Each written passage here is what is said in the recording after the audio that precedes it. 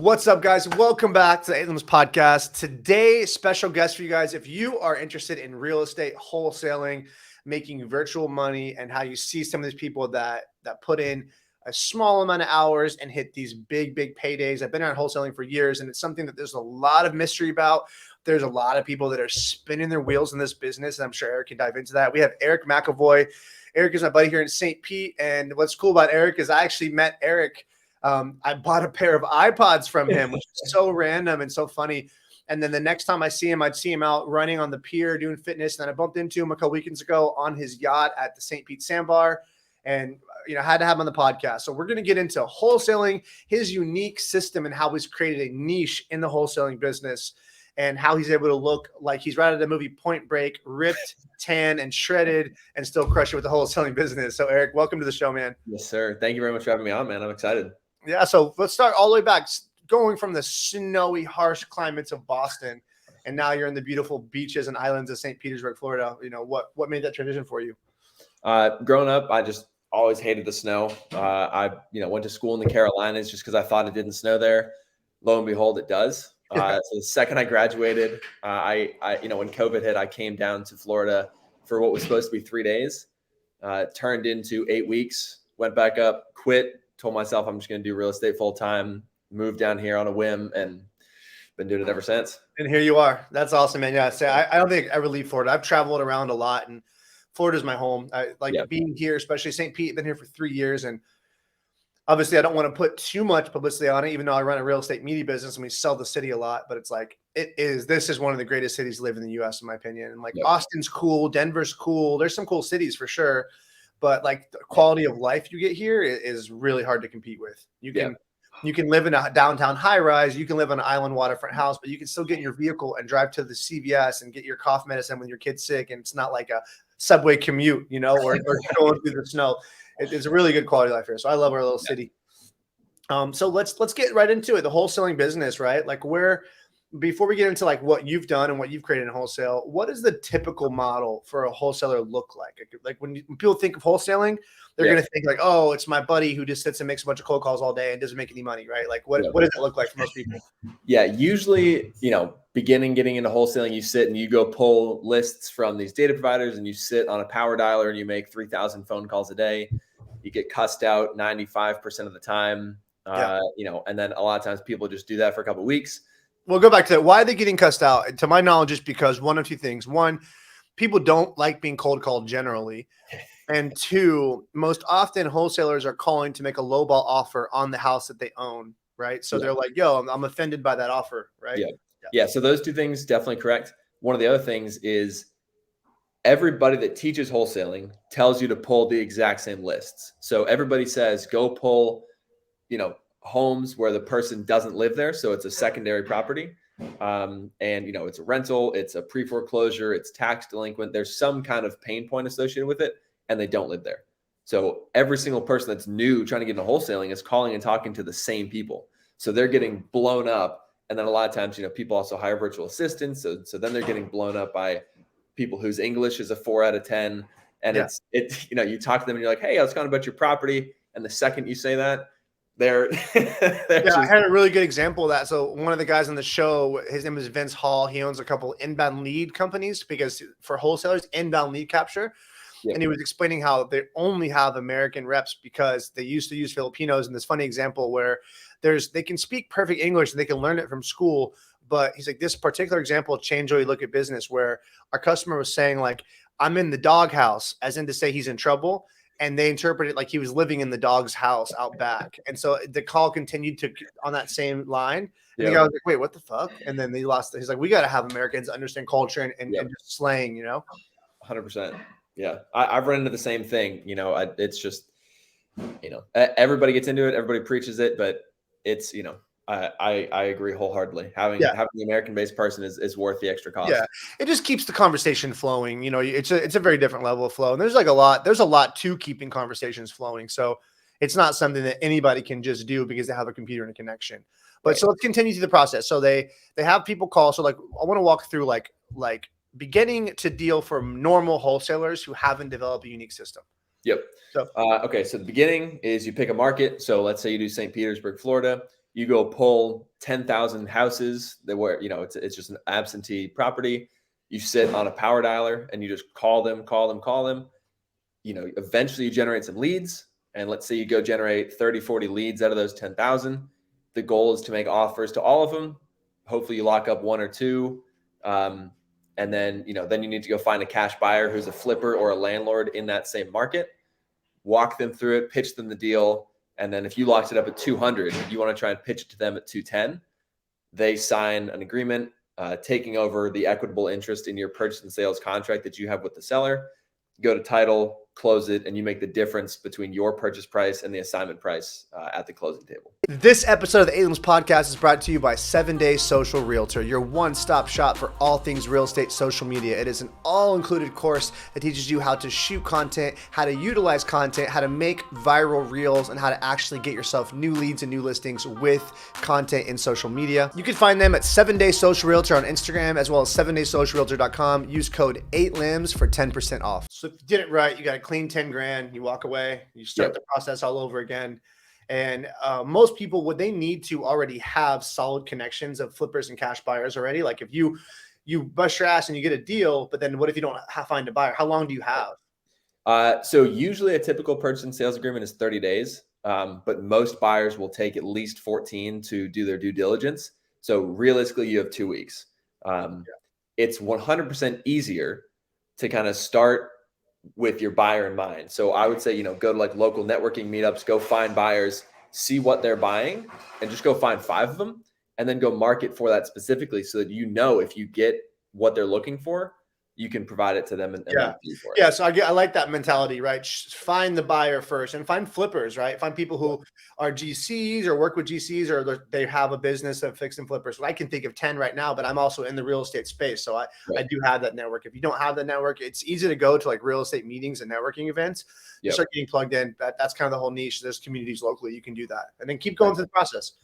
You sell it off, 10 grand, and then you hit it again. What's that person going to do with that house? Actually, they bought the deal for 210. Yep. They're probably either going to flip it.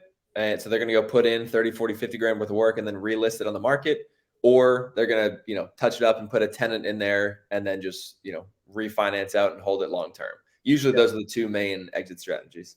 Okay. So the wholesaler business, for the most part, like that seemed a little more simple from calling to the 10 grand, but a lot of people don't make it that far. Yeah. And a lot of people make it far because I think a lot of it's attrition too. Like if you spend 2 days on the phone and like I said, you get cussed out by all of them. A lot of people just don't have the personality or the ego that's that durable where you're really going to hit it again with number 3. And like I watch a ton of sales stuff all the time because, we have a business where we do outbound calling as well to real estate agents for our service. Right. So I always tell my guys that I'm like, hey, like watch stuff because you got to have this energy where you could be getting 85 no's in a row and you could have your spirit beaten down. And if the 86th call is a partial yes, you better bring that enthusiasm because sometimes you won't even notice that it's turning into yes because you're almost pre-expecting the no. Yep. They're like, wait, no, they're working with you here. Just like be there, right? So there's some skill that's required in that.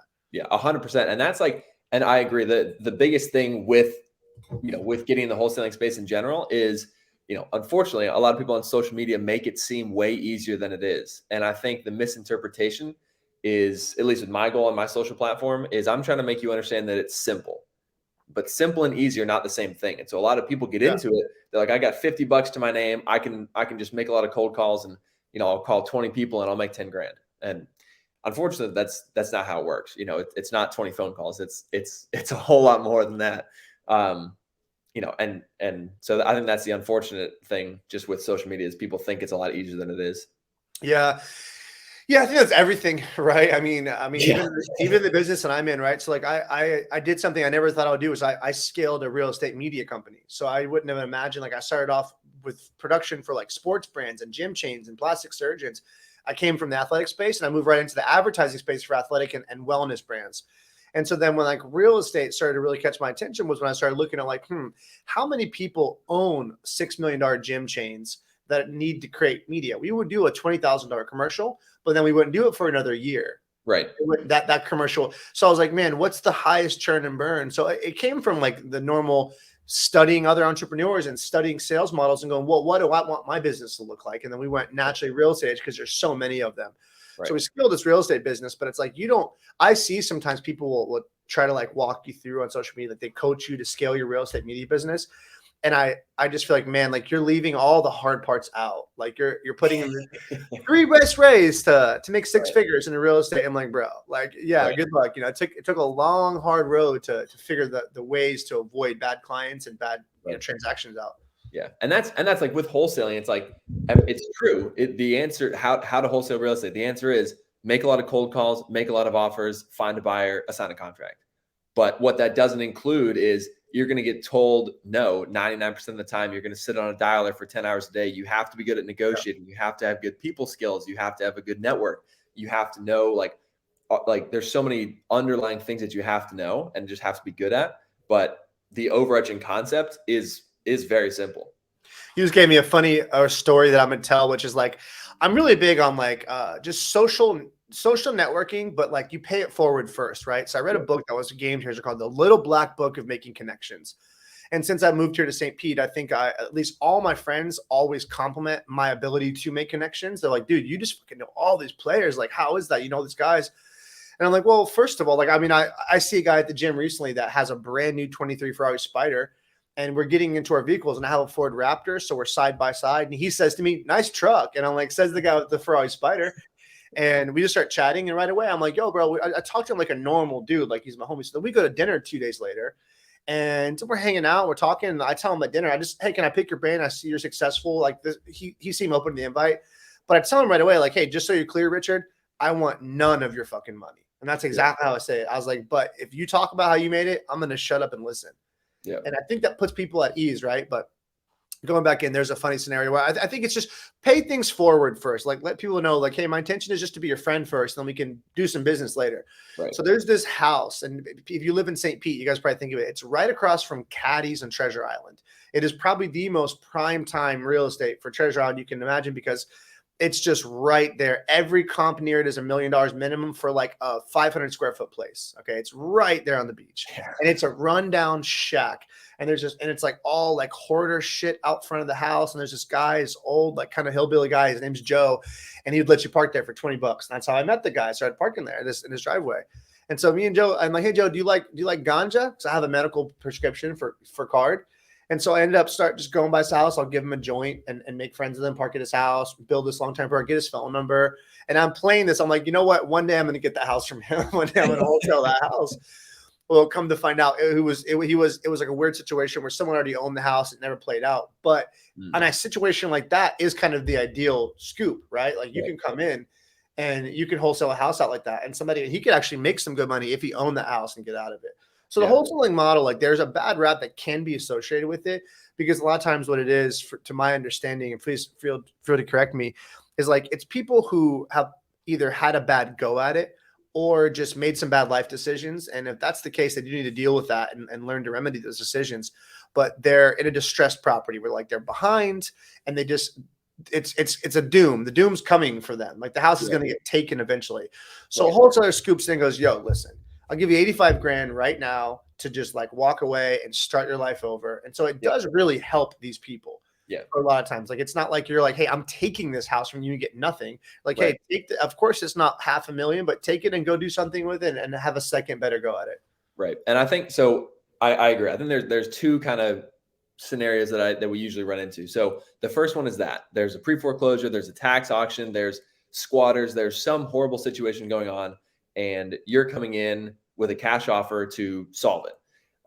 And you know, the counter argument is all the time, well, why don't they list it on the MLS? They know they'll get more.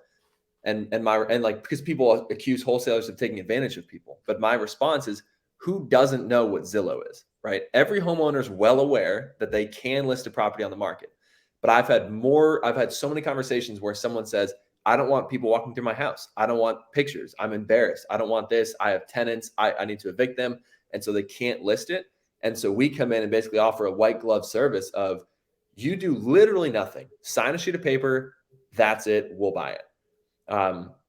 So that's why it's at a discount. And so the analogy that I heard from, I forget who it is, but someone made the analogy of like, if you have a car and you want to go get a new one, Obviously, you'd make more money on your current car if you listed it privately, did a private party, and sold it that way. But it's a lot more convenient to just go to a dealer, trade it in. I just did that. So, right. So you pay for the convenience, right? Like with the cell phone, when you go to the store to upgrade it, you just trade it in. You know, they give you a credit towards your account, whatever. It's the convenience, and that's why wholesalers buy at a low price, because we take on a lot of the work of, of all the stuff that the homeowners don't want to deal with.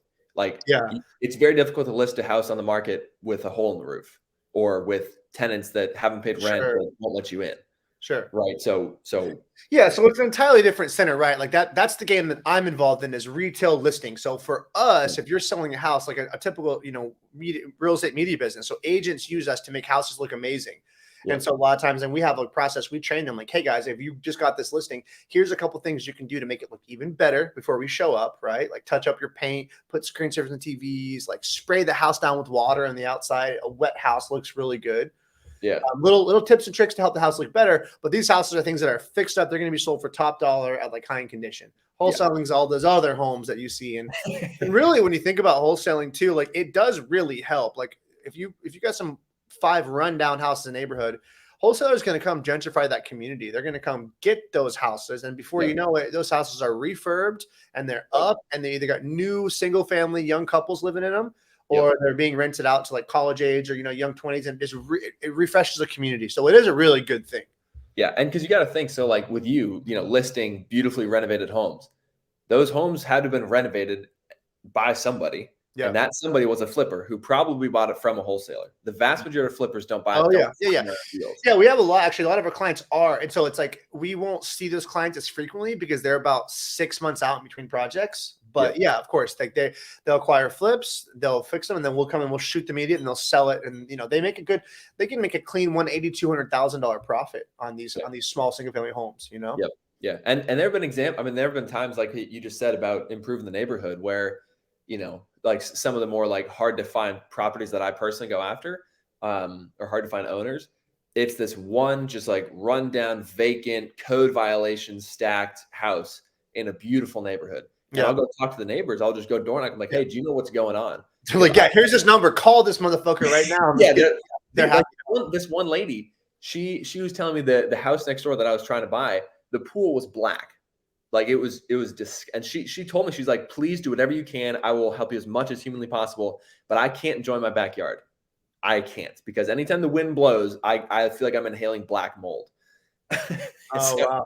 Yeah. So it does help a ton. So in general, like wholesalers have a place. And I think in any business, in real estate, anything, like there are, like, as you guys know, I just had my buddy Joe Dillon on the show. They're the Joe Dillons and they're the Eric Mcavoys. And then you also have your Joe Schmoes, right? Just like in real estate, where like they're in the same business, but they're not thinking outside the box. And so they're still approaching things in a very archaic way, which, if this is one thing, this is a general concept of life that I think people need to be better about, where I was taking my girlfriend the other night to a steak dinner at Renzo's in downtown St. Pete, not far from you. I'd never been to Renzo's. I love steak and I love going out to eat nice places. That's part of the way I like to spend my money, is have a nice restaurant experience. Yep. So I met up with some friends on the way, and 2 entrepreneur friends of ours are walking down the street, and I said, hey, I'm going to Renzo's. They're like, oh, dude, Renzo's sucks. Don't waste your time there. Da, da, da, da, da. And right away I go, honestly, as 2 business owners, wouldn't you want to let me make my own impression about their business? I was like, I haven't even been there yet. And I wasn't trying to be rude to them. Like, yo, like, don't ruin our night, when she was excited about going there. And I was like, I've heard great things. So it's like a lot of people can base their opinion on something based on one bad report, like a movie review. So if you meet one guy who tried wholesaling and you go, oh, it's a pain in the ass, doesn't work, and you take that for fact, that's your fault, right? Yeah. If you met Joe Schmo first and he told you that didn't work, you might think it sucks. If you met Eric Mcavoy first, you might be like, damn, dude, looks like it's working out pretty well for you, right? So in all things in life, there's different ways to approach it. So what have you dialed in when it comes to wholesaling? Yeah. So one of the things that I've like kind of developed through, learning like bits and pieces from a bunch of other people, and I've kind of compiled into my own little like niche, I guess, is so kind of like what I was talking about earlier. The vast majority of people that get cold called or texted or direct mailed are being hit up by every single other wholesaler. Yeah. The niche that I go after are primarily deceased homeowners. So And when I say that, the vast majority of people in the real estate space immediately think probate, which is, someone passes away, they start the probate, which then transfers the estate into the new heirs, and then they can move on. But what I do is I go find properties where the homeowner passed away and the heirs don't know about the property, think they can't, think the bank has it, think whatever the situation may be, but they don't own it yet. And they don't know that they can own it. And so my phone call to these people is way different. It's not, hey, John, you want to sell your house that 9,000 other people have called you about?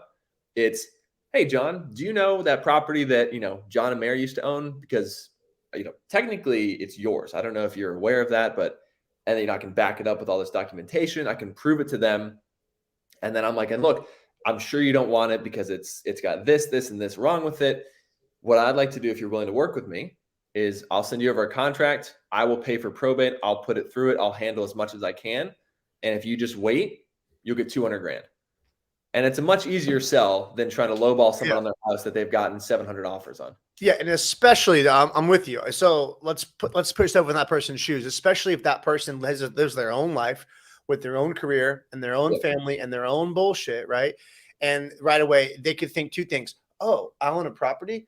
Do I want to go in and deal? Like, do I even have the mental bandwidth and time to deal with that? Maybe some would, but a lot of them, what they hang up going is, we're about to get 200 grand, bitch. Like, like that's a good call for them. Cause they're like, of course I'll take the no work, no bullshit check.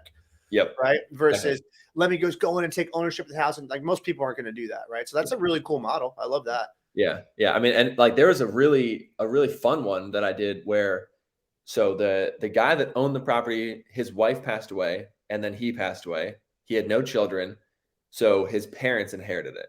And I got in touch with the brother. And the brother's like, yeah, there's no will. He passed away suddenly. But we haven't spoken to our parents in 40 years. Wow. I'm like, and he's like, I think he lives in Tennessee and his name is Roger. Good luck. So I found him, explained the whole situation. And I never actually spoke to him. I spoke to the wife, his stepmom. And, I was like, at first they were very, like, taken aback and like, this is weird because we never knew anything about this. But it was basically like, look, here's all the proof you need. Here's a probate attorney. Talk to him to prove what I'm saying. Hang tight and you'll get a check for 200 grand. They signed some sheets of papers, twiddled their thumbs. 9 months later, they got a wire deposit. And they were like, this just fueled our retirement to like luxury status because they were not planning on that. I literally just dropped 200 grand out of thin air into their pockets because they took my phone call. And that's so awesome, right? Because you think like I watched a Jordan Peterson clip the other day and Jordan Peterson was saying something that was very, very powerful. I'm gonna do my best to quote it. And he was saying, he was on a show and they were saying, why are weak men so dangerous? And he said, it's not weak men, it's weak people. And he's like, I'm not referring to just physical weakness. I'm talking about moral character. He's like deceitful. And he's like, number one, if you can't carry your own way, then someone has to do it for you. He said, number two, if you don't find a pathway through life that is meaningful for you, you'll begin to get bitter and too hurt by the tragedy of existence. And you'll tend to seek revenge on everyone else. And that was like, wow, I know people that are just like that. So it's like, if you can do work, for instance, like that, you can take that with you and be like, man, like I changed people's life for retirement. Yeah. And I also made money in the process. That's a great win-win for everyone. You can feel like, hey, that's fuel to keep going. Right. Yep. Where if it's a situation where you're just like not feeling good, like for instance, like I am super, I'm really adverse to like the OnlyFans industry and just people like preying on weak men's lust, because like a lot of these guys are just like weaker men and they're lonely and they're sad guys and they're like, they're getting manipulated really bad by these like girls who just like OnlyFans it out. Right. So like that's that's dirty money. When you associate money like that and you get it like that, there's a sticky energy associated with it and good things aren't going to come from it. I agree. This is how I believe. So that's really cool. So you're able to get, so what kind of, if you don't want to talk about this, what kind of properties are these? These are like distressed small single family properties? Are these complexes? Like, are these sometimes estates? Like what are these that you're going after? So usually they're single family homes with some kind of issue with them because I've been working on this for close to a year and developing this and fine tuning it. And there's things that I've learned along the way. Like one of them is you have to make sure you have to go after properties worth enough because I got on the phone with a son who him and his two brothers should have inherited this property. And they're like, yeah, we'll do this as long as we each pocket 30 grand. And there wasn't enough equity in the property for them to get nearly that much. And they're like, it's not worth our time. It's not worth our hassle to only get a check for 10 grand. So Interesting. Okay. like that's one example. Another one was making sure that there is something physically wrong with the property or some kind of distress, because I got one, it was a beautiful house in Kenwood here in St. Pete.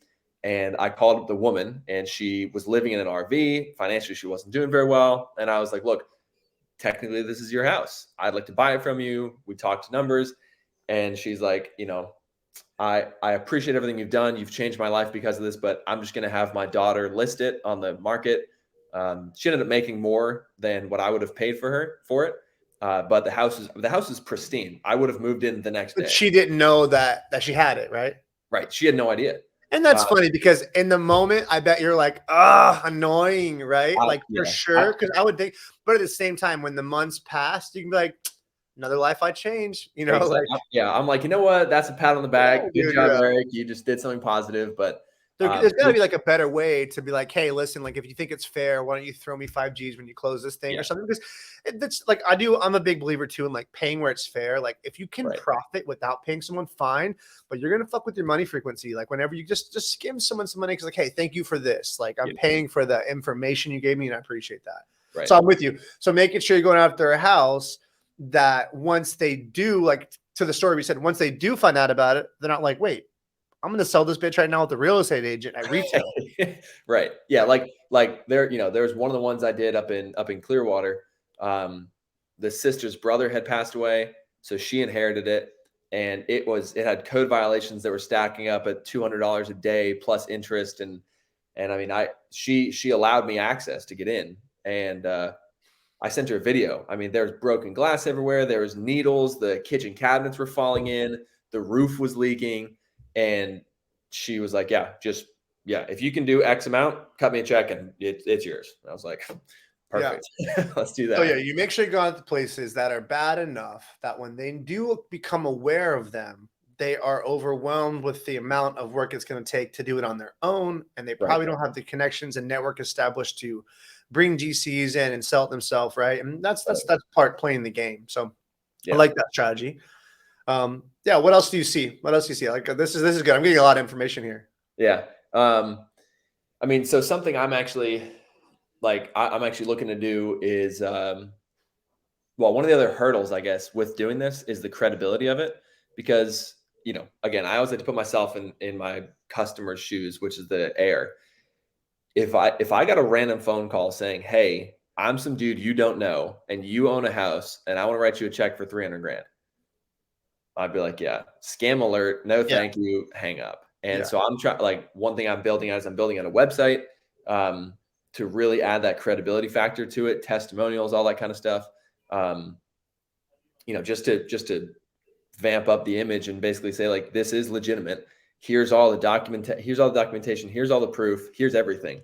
But like my favorite part about this whole process is never once have I ever spoken to a homeowner that said, oh, you're the third person that's called me about this house. That's dope. Yeah. That's huge. Be there first. Be there first. You always say like most people list with the first agent they ever speak to. So my whole game when I coach agents is you got to be there first, bro. Like be the first agent they speak to. Well, how do I do that? Market hard all year round so that 9 months down the road, when they are going to sell their home, they're like, John Smith, I've been seeing this stuff everywhere, right? So they need to know who they can talk to. But going back to what you said too, there's a lot of truth for any entrepreneur out there that's looking to scale their businesses to having the credibility within their website and their presence. I can tell you my own story with this, which worked very well. Again, I've had a decade. I've had a production company, but the production company was not solely based on real estate for the last 4 years.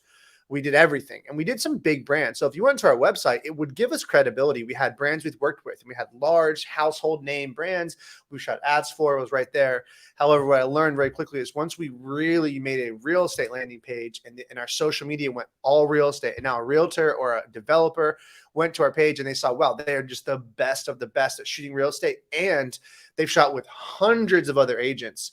Our actual closing rate just soared because of that. Because now I'm no longer having convincing conversations. We're just answering the phone and booking people because they know what they need to know. Like, oh, we're going to use you guys. We see you're the one. You're the standard. That was really cool. But it was like until I decided I got to make our whole brand about this and show the client testimonials and how much success. So like there is that momentum, right? Like I had an entrepreneur say the other day, it's like brand presence is like big Wheel of Fortune wheel, where it takes a while to get it going. You got to really crank it with your full body weight and pull. And then once it's at speed, you can just flick it with your finger and keep it moving. Right. And I like that expression, it's kind of like that. So I'm with you on that, having the credibility in the brand in place.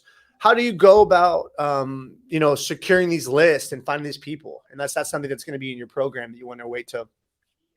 Yeah, I mean, I'll give some of the sauce away, but it is going to be in the program with like step-by-step guides. But I mean, usually, so again, you want to put yourself in the shoes of the homeowner or of the heir who, when they learn about the property, they probably don't want it. Number one, because it's too much work. And number two, there's enough meat on the bone for them to be like, this is worth whatever effort I have to put in. Because again, if they're going to make $5,000, $10,000, maybe it's worth it, maybe it's not. But when it's 200, right, they're going to bend over backwards to get it done. So usually like what I prioritize is vacant, absentee. So the homeowner, like the deceased person didn't live there, period. So vacant, absentee, and then either pre-foreclosure or tax delinquent. Why do you want absentee? Why would they not want to live there? Like if someone died and they were living there and it was like a distant uncle, relative. Yeah. What's the downside to that? Clearing the house out? Well, I wouldn't say that's a downside. I'm not gonna say the downside, but so when you start this process, you funnel down. So you go pull all these records and you slowly niche down until you have 500 to 1,000 to really hit. And so when you're first starting, if it's owner occupied and if they had a spouse, odds are the spouse is still living there and the spouse still owns it and is fine. Got it. And so they're less likely to sell the house they live in. I see. So unless it's like some single old guy, then right. Yeah. Okay. So continue. So you're looking for those lists.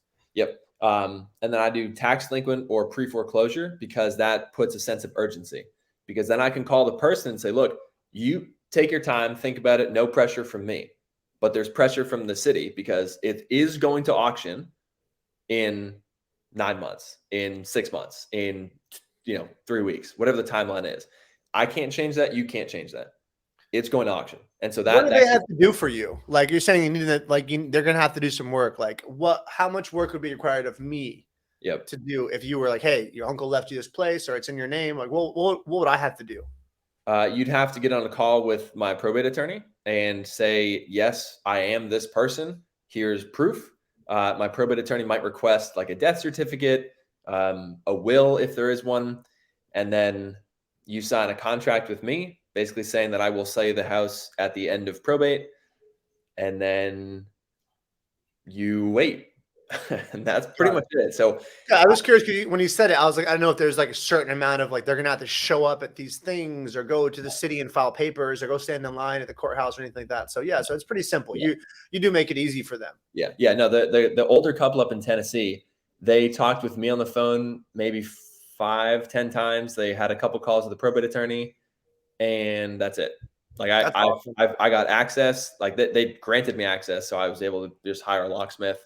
But they didn't have to leave their couch, quite frankly. They had to click a button on DocuSign to sign my contract and make a couple phone calls, and that was it. That's great. I love that, man. That's a really cool business for sure to be in. Yeah. Like that's one of the reasons that I love being able to have this podcast, is we get a chance to talk to so many people, and something that like talk about like financial paradigm expanders, where I left a smaller town, moved here to St. Pete. And one of the coolest things about that is something that most people don't talk about enough. So I want to get into here for a second, because I want people to really grasp this. It's like, we all hear like law of attraction and vision boards, like you look at what you want and you're visualizing it. And I'm a firm believer in this, right? Like even behind me, Think and Grow Rich is right here, is one of my favorite reads. And I have my journal I write in. I actually print things out that I want and I stick it on my bathroom mirror. My Raptor was there. My cold plunge is getting pulled off on the new one here. My waterfront house is there. My new boat, it's all there. So I'm constantly seeing it.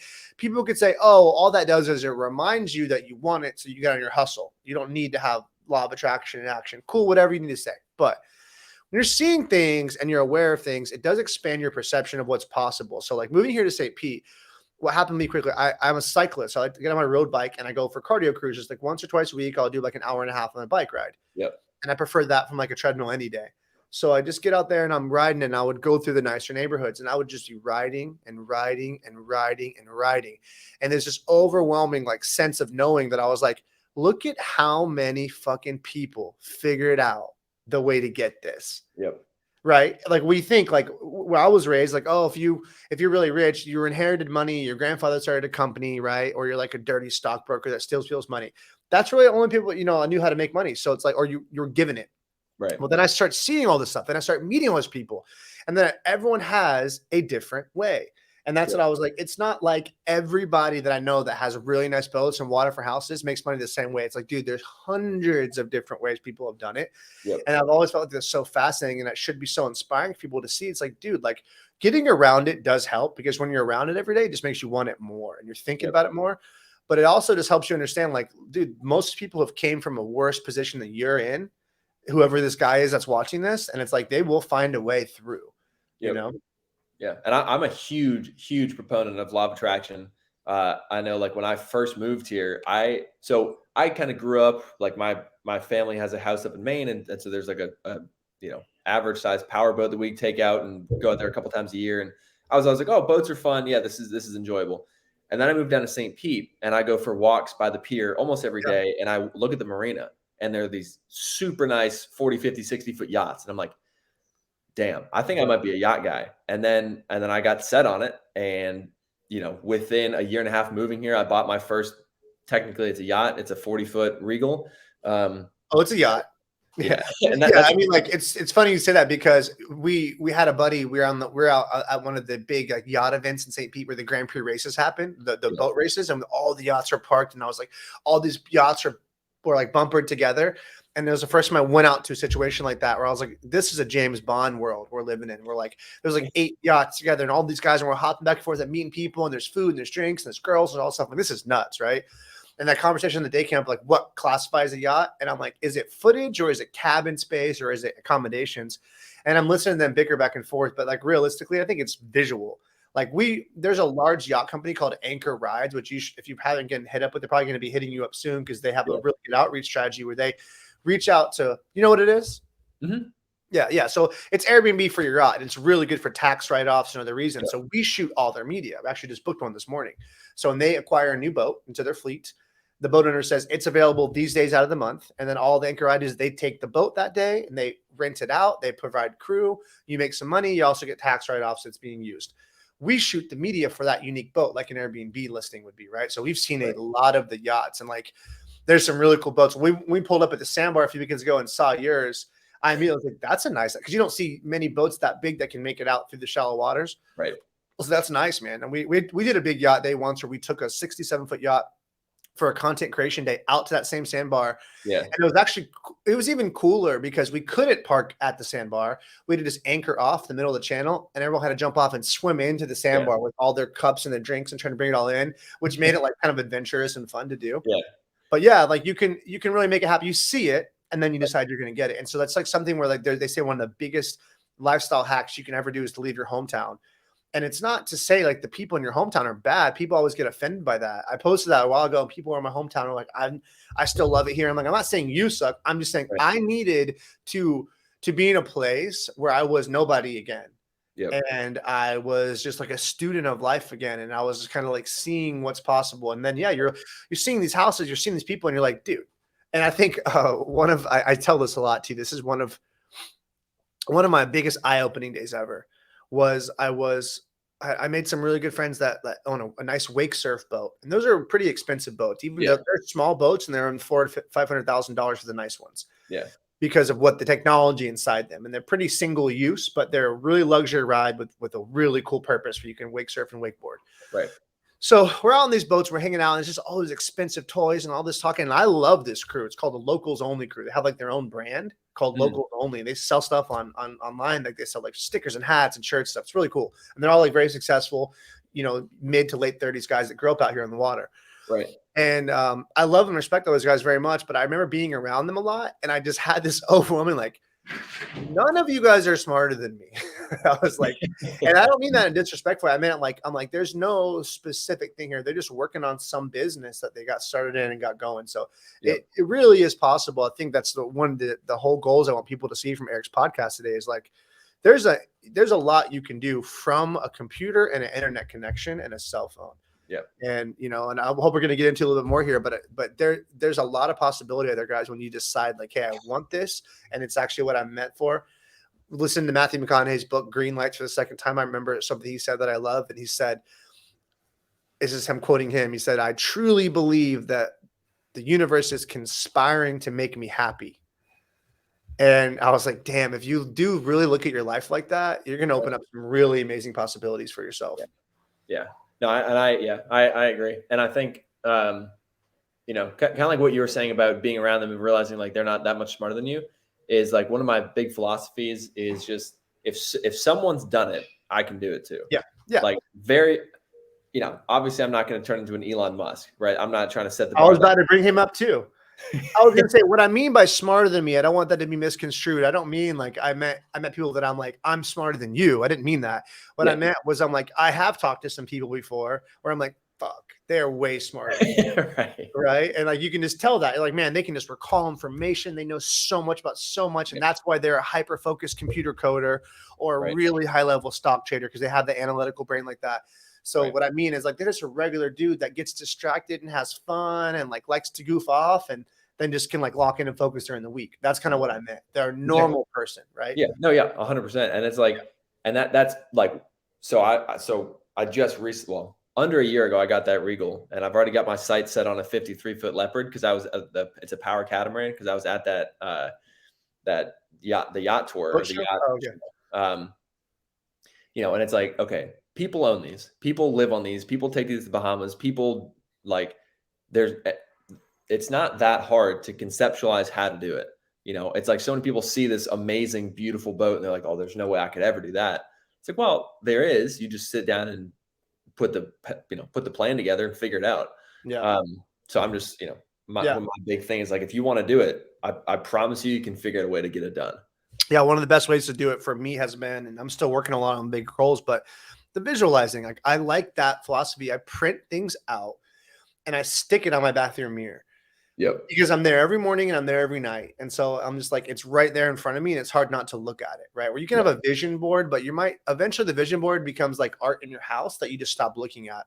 Yep. So it's like something nice about seeing it. And it reminds you like, hey, I'm doing this for a reason. But as we get back in the wholesaling side of things, so like, what's the scalability of a wholesale operation like that? Like you're working with deceased and probate homes like that. And so you're able to, how often does this happen? Is this like once a month, multiple a month, once every 3 months, like when operation gets scaled out? I mean, I'm not going to say that there's no ceiling, but it's like, it comes down to manpower and building out the operation. Because the difference with this strategy versus like traditional wholesaling is if you want to hire one cold caller and pull 10,000 records, you can do that. If you want to hire 50 cold callers and pull 500,000 records, you can do that. You just have to have the acquisitions and dispositions and transaction coordination, all that kind of stuff built out. But with the hidden deals aspect, it's like there's a little bit more training involved as far as knowing what to look for, where to look for it, how to connect these dots. Because I've closed deals where I saw one public record that had someone's name on it that was somehow related to somebody, and it was this whole family tree that I was able to put together, and then that got me to where I needed to be. So I'm not going to say it's not as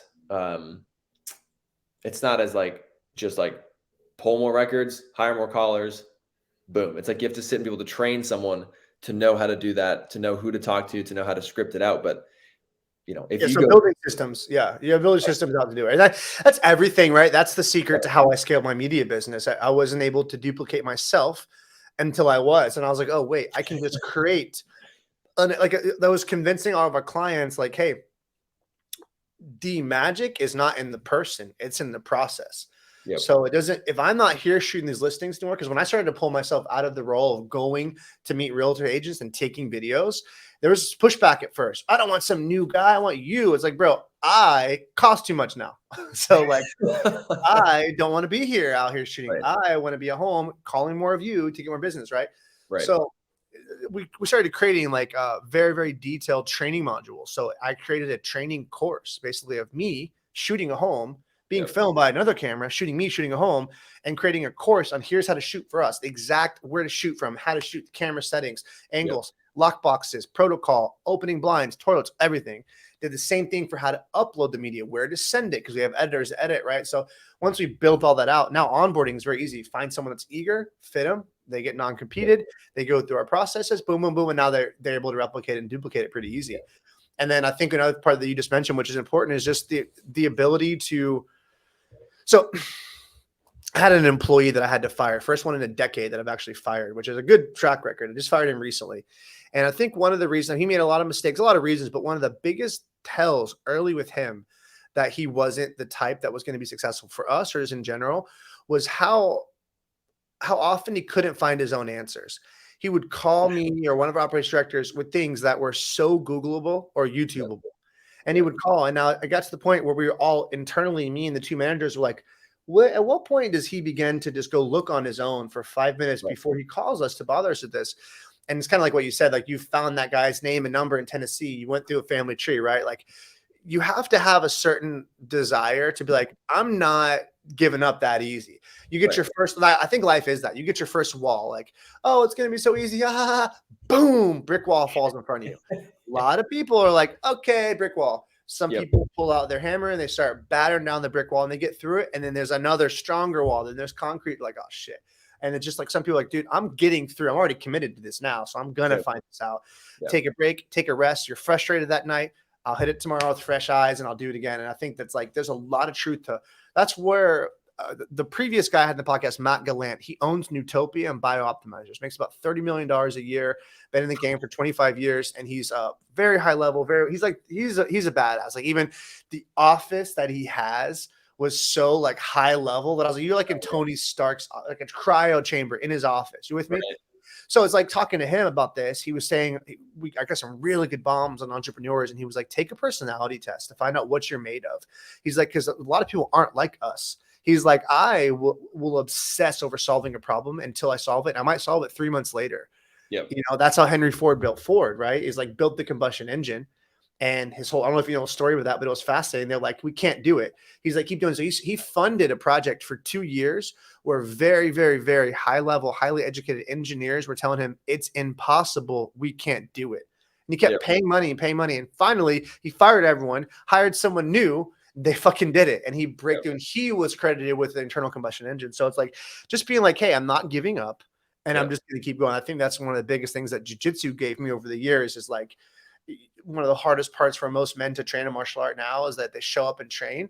You get your ass whooped really bad. And then you come back the next day and then you do really well. And it's a fun day. And then you're like, oh, it's going to be this from now on. It's going to be all smooth sailing. Then you go back and you get your ass kicked again. And then you're like, ugh, how often can I keep showing up for this? Right. This could suck. And just showing, dude, you just got to show up and eventually your ass is really hard to whoop. And you get to the point where like, bro, I've been through this for years. That's kind of like example of that cold plunge company. I don't know if I told you the story that I have been ice bathing for 5 years and I wanted a cold plunge for a long time. And I've had a really good relationship of finding brands to ship me products and I can do high quality marketing. It's how I found Newtopia. And now we have a great relationship and we're doing paid work and affiliate work. And it's been awesome.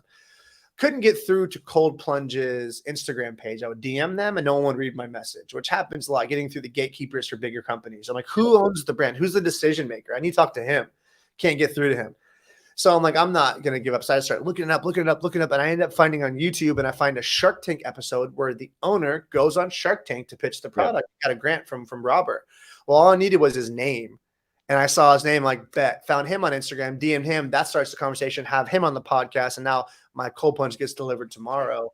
Right. I think it's like kind of people just stop. So when you're talking about like you're in how this relates to wholesaling, my point is like, just, you're not going to stop. You're like, hey, I'm going to figure this out and find a way around it. It's just that nature to constantly push the pace and find a way to go around, go above, or go through these little obstacles, right? And that's like with the whole hidden deals program and that whole concept. It's like the legwork and the hard work is finding who the decision maker is. It's figuring that out. And like I've got tools and companies that I've partnered with different resources and stuff that make it way easier than when I was figuring it all out, essentially by hand. Like one of the companies that I'm partnered with, Sniper Skip, they can provide death data. And so you'll send in 1,000 houses and they'll say, okay, of these 1,000, these 200 homeowners are dead. Here's their next 5 of kin with their phone numbers, mailing address, and email address. Huge. That's huge. The amount of effort and time that used to take me to manually find that, searching through obituaries and court documents. But so like, it's like, okay, so now I know who to talk to. In a sense, I still have to put it together. I still have to piece it. I still have to convince them that I'm not some scam artist, and I have to, get them on board with it. But like anytime someone asks me about getting into the program, it's like, look, you need to get the right person on the phone and convince one person, because an average wholesale fee is 10 grand. An average hidden deal fee is like 80 to 100.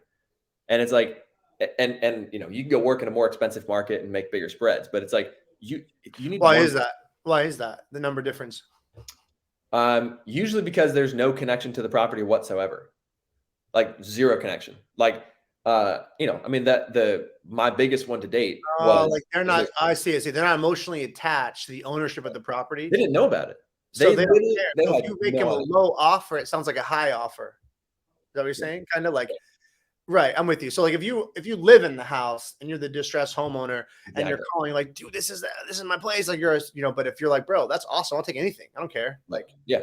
I mean, because like, and again, kind of what we were talking about in the beginning, most homeowners who wholesalers go after are getting offers left and right. Yeah. So they're annoyed already. They don't want to hear about it. Right.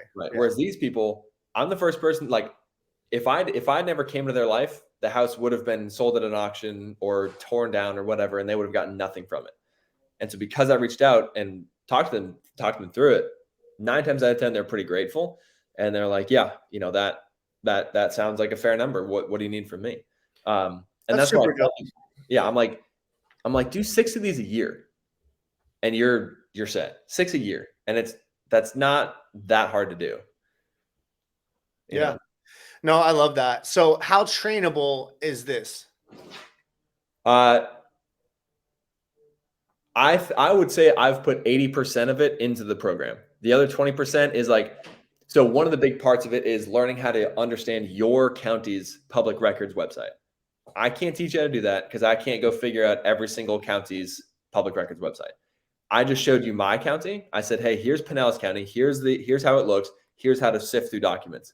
Most are probably similar, but that's on you. You need to go to the county website and you need to just figure it out. And so when you were saying that guy wasn't able to Google things, people that can't Google something and figuring it out probably shouldn't try and wholesale, probably shouldn't try and do hidden deals, because if you can't find out where to find a probate case file with an hour of digging, it's probably not for you. I agree. And, I'm going to be brutally harsh here for those type of people. Like those type of people who I haven't really met that many, because of course those aren't the people that I run with in my personal circles. Yep. I run into them through different ways in life. And then I'll kind of realize, well, that's why you're working customer service for Verizon.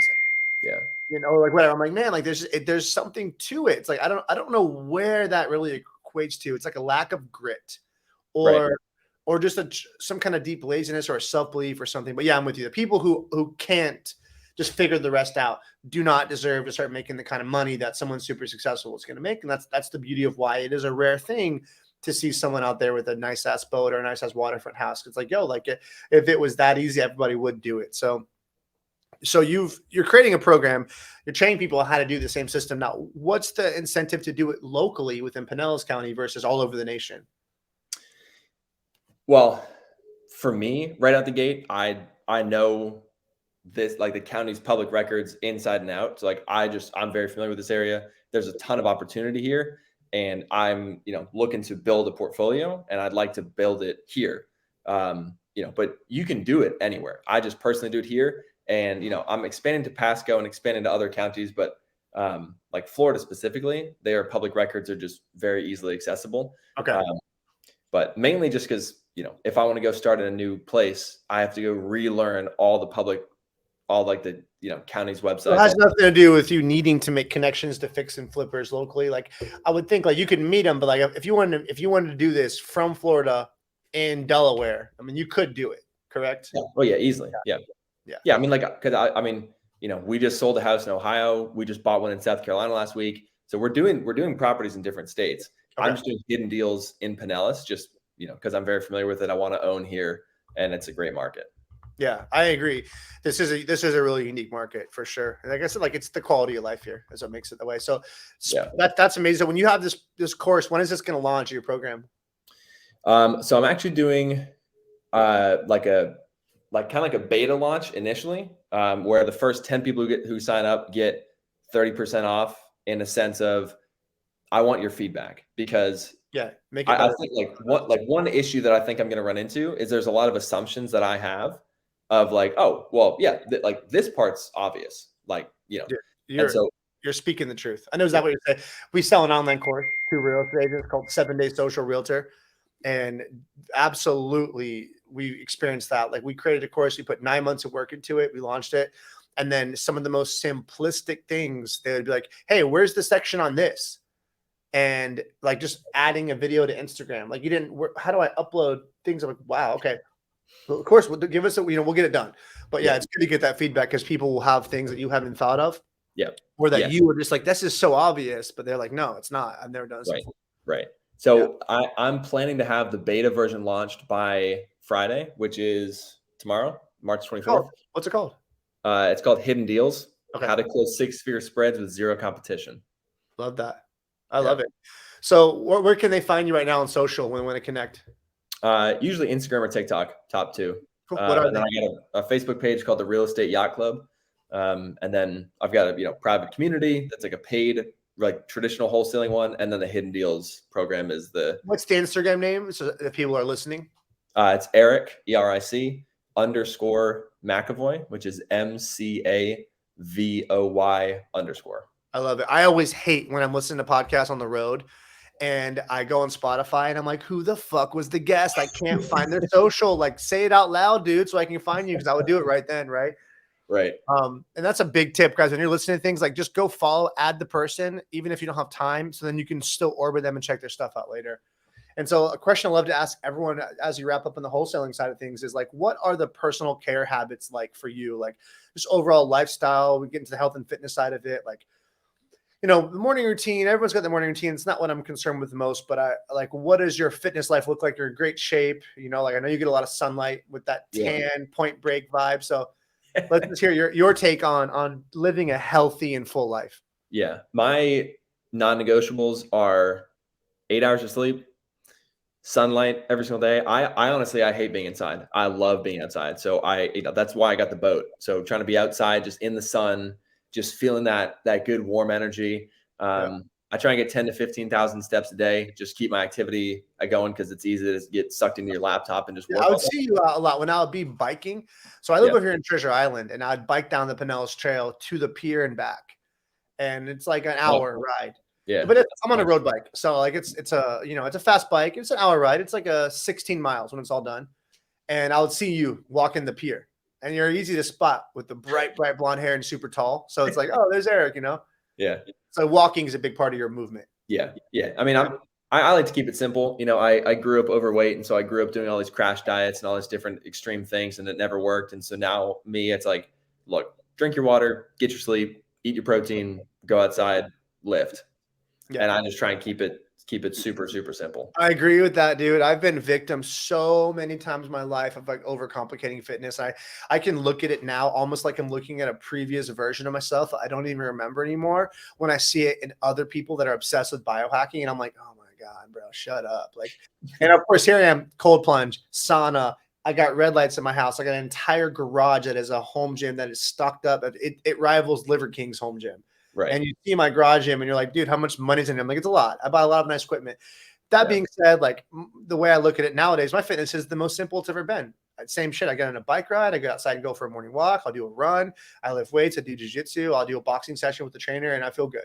It's like I don't have to like document it in a notebook. And if you need to do that, great. But like realistically, what I did learn especially last year, as I got into launching the course business and scaling our media business, work really took over. And I started to realize like now I get how so many people let themselves get out of shape to chase money.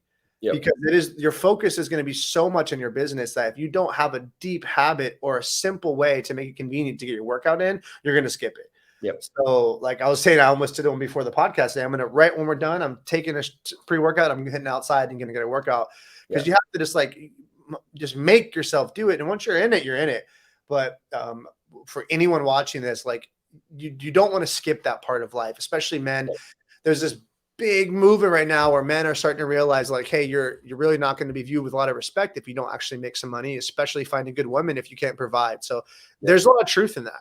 But I agree. There's a lot of truth in like you don't want to be the guy who made the money and locked down a chick and then you're always insecure when you're out with her because there's in shape guys around everywhere. And I've been around that a lot. I've actually been like, it's a weird, I've been like fit shamed a lot. Because I would be in a scene where like I was a competitive athlete for a long time. So I would be there and I'm like, 6-pack and in a bathing suit, just having fun. And all those out of shape guys. And you can just tell right away, they don't like that because they're like, oh, way to steal our shine. And it's like, dude, and the bitterness is really right off the bat. They don't even want to hear what you have to say. They don't want to get to know you at all. They're like, they're like, so you don't want to let yourself get that. So let it be at the same time is the best advice I can give. Like, make it part of it, right? Part of your due diligence. You take care of your fitness, and you'll definitely like how life turns out like that a lot more. Yeah, 100%. And I think if you start your day with a workout and a walk, get some sun, you're just gonna have a better day overall. I know like the days that I get out of that habit, the rest of my day just never tends to feel as good. Yeah, the routine. I love it, man. Well, dude, it's been super insightful. I hope the guests can really check this stuff out. Follow him on Instagram, guys. We're gonna post these clips and love it, man. It's been awesome. I'm looking forward to hearing more about it, and I hope I see you soon. Let's take that boat out. Yes, sir. Yeah, thanks for having me on. Take care, man. Bye.